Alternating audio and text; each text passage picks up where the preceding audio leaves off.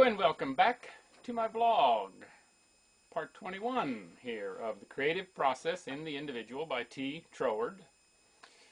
The second and last part of chapter 9 conclusion, which isn't really the conclusion because there's a chapter 10.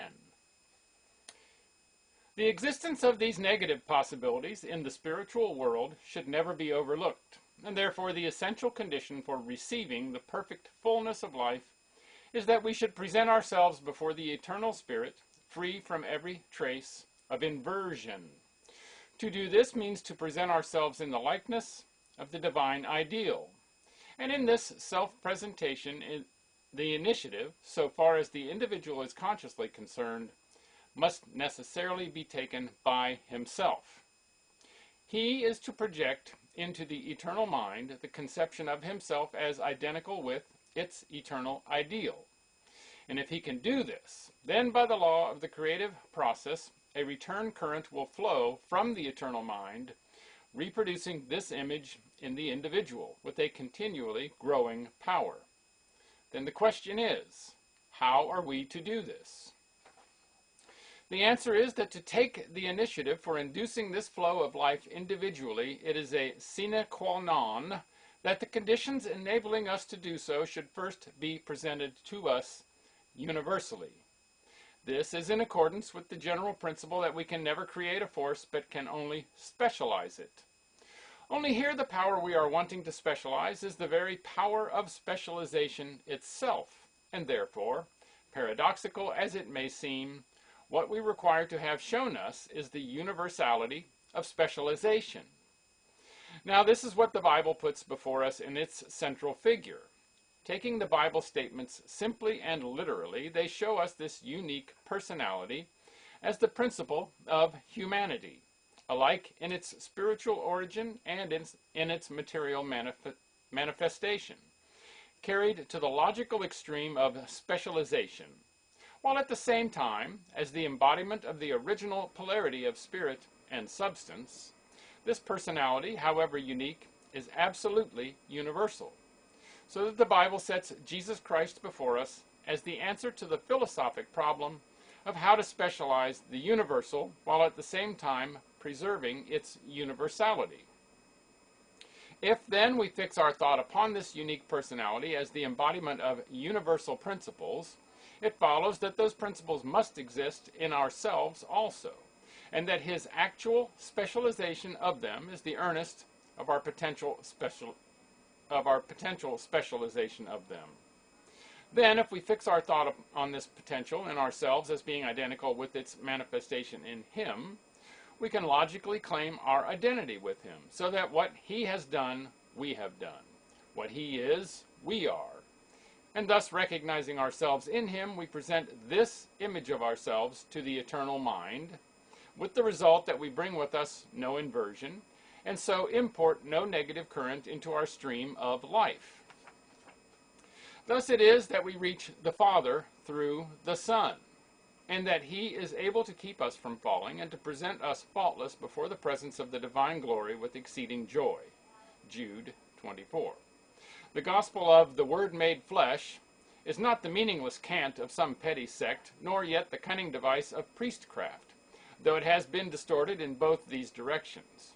But it can give a reason for itself, and is founded upon the deepest laws of the threefold constitution of man, embracing the whole man, body, soul, and spirit.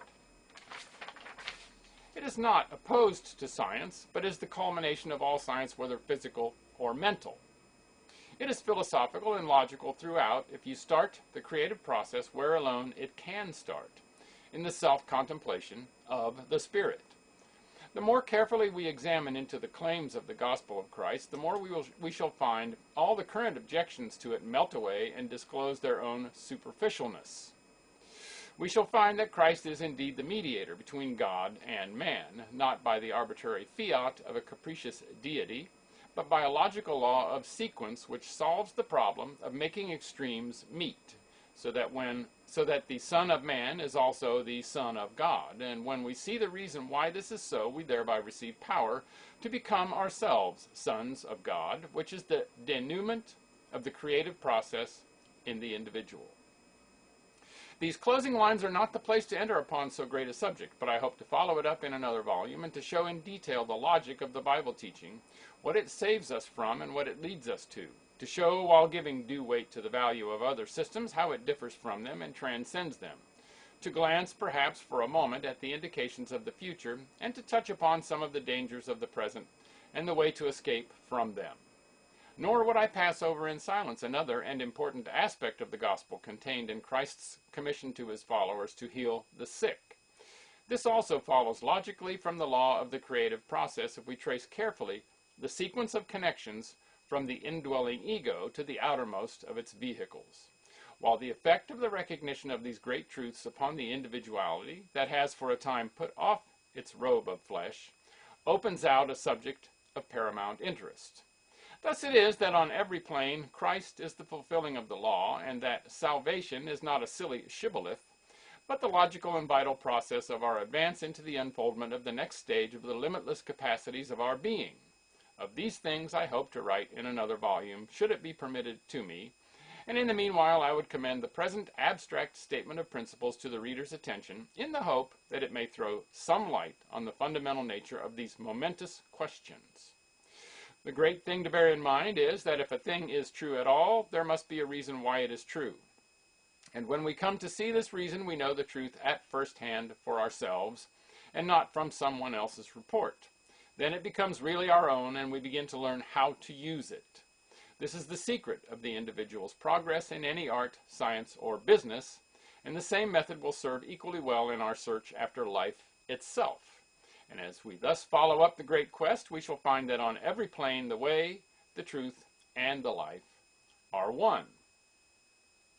Quote, "A little philosophy inclineth a man's mind to atheism, but depth in philosophy bringeth men's minds about to religion." End quote. Bacon, essay number 6. I suppose that's Francis Bacon. And I don't know about that personally. I think there's a big difference between religion and spirituality. But that's a subject of another day, I suppose. Make it a great day, and bye for now.